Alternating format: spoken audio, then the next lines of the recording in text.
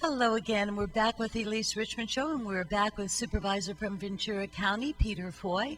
Peter Foy, you are one of the speakers here at this forum on sustainable development, smart growth, and AB 32 regulations. What are you going to talk about to all these people? Well, I want to start off this tonight with how we got here, how people were programmed over generations to understand that government slowly needs to control you and how you accepted that as you went along. That is a big one. It truly, truly is. You can even spin into that how socialism tried to creep in, and then in the 50s we were also really patriotic after World War II that we didn't believe in any of that, and it almost was kind of out the door. And then here came those 60s kids, and man, were they ready for some revolution, and then it picked right back up again, and here we are with political correctness, not letting us speak out against anything. Right. Teaching people history is good. Go on. No, and I think that's correct.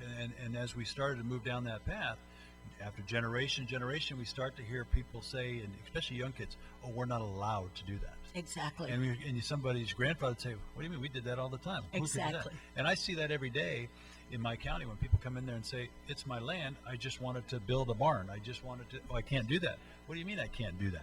Right. What do you mean? I mean, there's so many controls and so many regulations that have to do with not really public safety, because I mean there is certain permits you get because you want to make sure something's built, and I know if you walk into my house it's not going to fall down on you, you feel safe. Okay, exactly. we would say that's good.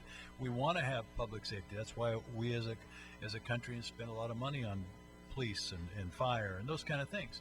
But on the other side of it is a lot of it comes down to I just want to control what you do. Exactly. Because my whole thing is I want you to pay for it, you to pay the tax, and I'm going to tell you how to use it. And that's really what's happening. Even down to pensions of government workers, they don't want to put anything into it. They No. riot and go wild if they're asked to put 10% into their own pension. Right. As a private, I was a stockbroker for 27 years. I had to create my own pension. That's right.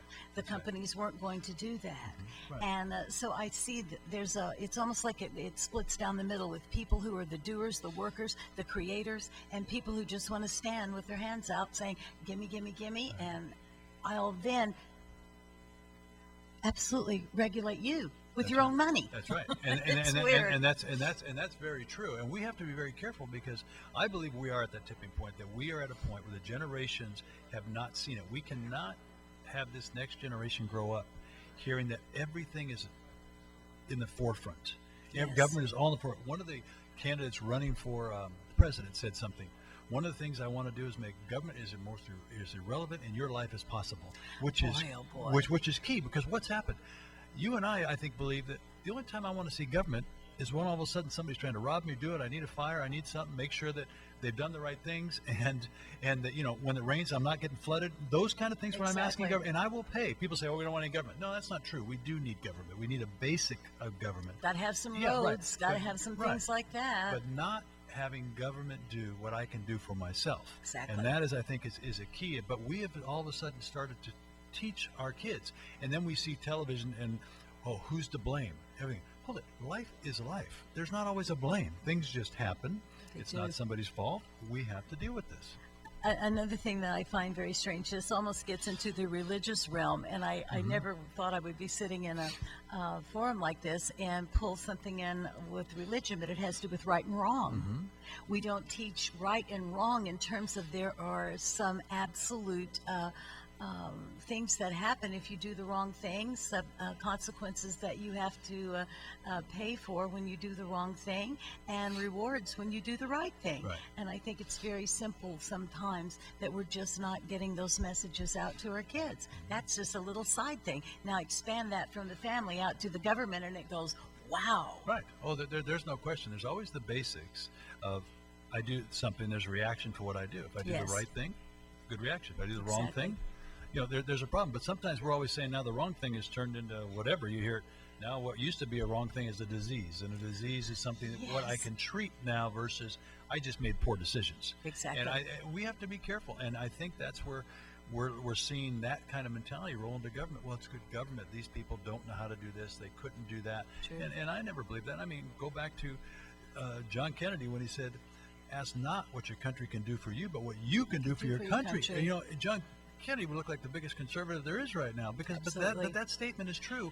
What And are we we believed it. Yeah, that's right. And We believed it, and we it. went out That's to right. do it. We believe, what can we do to make this a better country? Now, all of a Absolutely. sudden, we have this group of people out there, which is getting so large. That's why I say we're at that tipping point where they're looking to say, what can the country always do for me? Mm-hmm. Remember, my country was here to be a place that I could live and enjoy this American dream, and that, you know, and we have immigrants who come. Why? Because the streets are paved with gold. And they're not paved with the nuggets of real gold. They're paved with the gold of opportunity. And what we've done is taken that away. And you look at California, especially.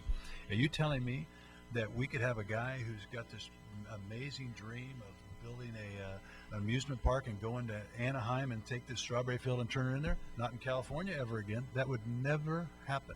Absolutely And you not. look at that, the jobs, Sad. the opportunity, millions of jobs have been created all around the world because of that, billions of dollars, and great fun, and people have wonderful memories of that. But that's what we had in California. We had those opportunities because we had the greatest people with the greatest imaginations and the greatest opportunity in California. And this is what people don't understand. We're talking about here, Agenda 21 and all this land use, that takes away all of that from us. Well, it certainly does, because individualism is what creates, thinks. You actually send the people out to do the very, very best thing, to be the most creative, to create the jobs. And if you're squelching all that, there's no tax base. There is no tax base. And you know what you do is, and if you limit what goes on in the rural areas of the land, you look like Europe, where all the people are in the cities, not many people out in the rural areas, right? Right. And what happens there? If we don't develop rural areas, we don't have any growth and tax base. But at the same time, we put people on top of people. What do I need? I need more government. I need more needs. I got more police needs. I get more trash needs. I got my neighbors making noise. So I got this need for government all the time, and we look like Europe. We do. And that's been very successful, hasn't it? Right. This is what I cannot understand. If we are supposed to function like this, and government is supposed to take over, and socialism works, then why isn't it working? Right. Why didn't communism work in Russia? Right. No, it doesn't work. Individualism and small business and people being the best they can be and outworking, that's what works. So all of this is something that we are really going to have to fight. And we're going to have to fight. And that's why I say we need to. One of the keys to me is they know nationally you just can't go shove it down throats.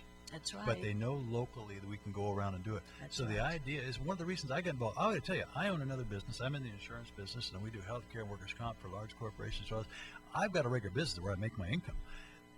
I do this because I saw the issues coming, where I saw in my own county where the DA and the sheriff were having to sue the Board of Supervisors to get the money that they were taking from them to do all these other programs and other projects, where they already had certain money that was already assigned to them. But they kept saying, well, you're getting so much money, we want that money. And that's the issue. That's why I got involved. Otherwise, you know, there's no reason why I want to do this. I said, I can't sit there and whine about it. I got to go do something. And we need more people willing to do that. I am smiling here because everything you're saying is true, and everything you're saying I believe in so much. And here is a real unbelievable thing. You actually have a successful business, and you're a supervisor. You're not just a supervisor. No, it's one. How about that, folks? Yeah, it's interesting. Our clerk of the board said that to me. You're the only supervisor that hasn't sold their business, done government. I said, government's not my life. There you go. I kind of look at my Jeffersonian mentality, where, you know, you see a problem, you leave your farm, you go fix the problem, and then you go back to your farm. And I'm looking to go back. I don't want to be doing this forever. Hopefully we got things straightened out. We got the board on a different focus. I'm hoping we're trying to get some more people who believe that individual rights are important on our board. And then I can get out of there and I can go back to my business, my family. I mean, you work your whole life and try to be successful and have an individual life, and you go into government, you don't have a life anymore. You're tied to this life. And but there's other people who have great ideas, and I like to have them sit in these seats and bring their great ideas. Exactly. Yeah. You know, Peter, I was interviewing Ted Nugent, and Ted Nugent and I figured out that we were about the same age. I think it was about 6 weeks older than he was. And he actually said, Elise, what are we doing this? Why are we doing this? Why are we doing this? I thought we finish this. That's right, yeah. And now all of these things have crept back in, and we're back at it again, because I truly believe that we are the generation that got the best public education. We were patriots. We stood up and said that flag. We said a prayer every morning, and we knew what we were supposed to do to be the best we could be. That's right. You know, and people ask, where did this Tea Party come from? You know what the Tea Party is? It was funny because, as you had one of your guests, David Spady, and I, American Prosperity, were part of 4 years ago. We're up at Sacramento, have this event. We're trying to get a couple hundred people to come to this event, working like our tail off. The next year, we're up there, and you know, we didn't do anything. There's 15,000 people at the Capitol, and this. You know what it was people finally took a look at their government, and they didn't like what they saw. They did not like it at all. They did not like what they saw, and say, now I got to pay attention. Our form of government's works so well in the sense, I elect you, I go back to my life. I come back a few years later, see how you did, elect you again. If I don't like it, I put something else. But now, we have to look every day at what our government's doing, hold these people accountable. We do, and that's exactly what happened at the local level. We're all so busy working and taking care of our families and making a living and enjoying ourselves, because this is America, right, and we're happy folks, and all of a sudden you turn around and you see what's going on. It's time we all educate ourselves at a forum like this. We have to do it because it is America, and it has to come back. And if people say, oh, we want it back like the 50s. No, we don't want it back like the 50s, but we want people to love our country because we are exceptional and always have been. And we want people that we elect to protect our rights. Yes. Not when we turn our back, they're taking our rights from us. And I tell people that all the time when they say, well, you guys aren't in session. No, I'm trying to get only 2 meetings a month instead of 4 meetings a month. I think it's a waste of time. And they say, well, do we have enough? Yeah, the more we can keep these people out there, they're not taking something from you. I'm telling you, these people every single day, they're voting to take more rights away, and it's just a little bit at a time. This money, that money, start this program. You know, perfect example, we just got some money with this, you know, ARA funding with they wanted to help keep people in their homes for homeless, which is fine. I understand what they're trying to do. I just don't believe it's the right thing. I believe churches and private nonprofits can do that same thing. But anyway, families. And families, yeah, that's our thing. You know, why don't families help their own? Anyway, so they did it, and they ran out of money because our money went away. You know, and all of a sudden they said, well, let's take some of this money and do $1 million for that. And I said, okay. So you said it's only for a temporary time. Now the temporary time's over. Now you want to do it again. Pretty soon that's how programs start, and we do it forever. That's right, because they never take anything away. It just gets bigger. It just gets bigger and bigger. And what do? You haven't told us that one person you helped stay in their house for $1,000, they got back and now they're all working. No. Exactly. You aren't telling me that they're not asking you every single month, and it's just another welfare program. Not that we don't want to help people, but people who want to help people are people who hold them accountable, which is your family. I'm not going to give you any more money unless you get out of work. I'm not going to do those things. Right. Anyway, so but all this is tied to this mentality. And what they've got this mentality going now, and that's why some of these you see in the Agenda 21 and all the sustainable growth, they can start to say, oh, it's all about good government. It's all good for you. That you you can get out, walk to your grocery store, do this and do that. Exactly.